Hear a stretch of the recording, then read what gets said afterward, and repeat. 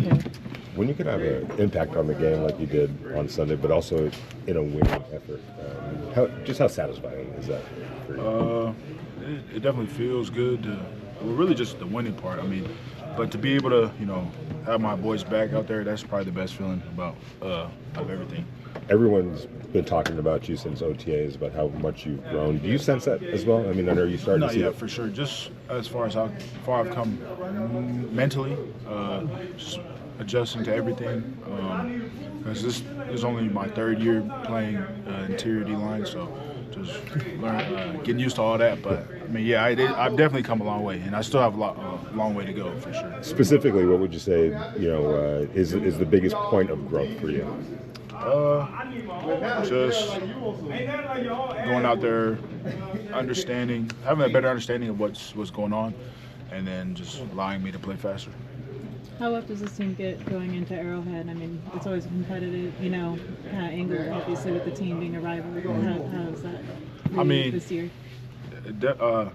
Obviously a division opponent, so they paint it to be bigger. But I mean, it's nothing different. And we go in, have our game plan, and do what we always do. We don't want to change up anything, and go in there and come out with the W.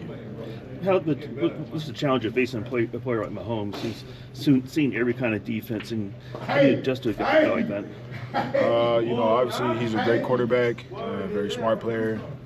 Just got to be careful with him, because he can utilize his legs as well as his great arm, and so we just got to be prepared for that, and maybe him running around and everything, playing with a good competitive stamina, and containing him in that pocket and getting him down.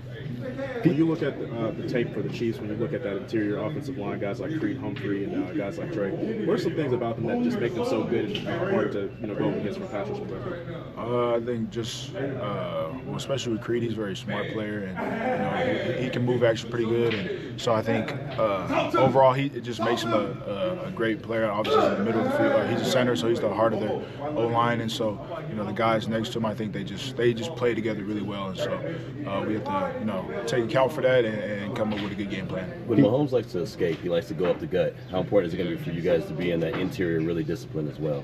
Push that pocket. Just understanding that Mahomes is Mahomes, and he's gonna make plays, and just understanding that we got to do our best to be able to contain him and keep him in that pocket. Understand that he will run it up the middle, and just being able to have awareness of where he's at in the pocket and feeling where he's at. Pete talked about the effort plays, the relentless effort plays by you. Where does that come from for you? You're good. I think that just comes from, I don't know,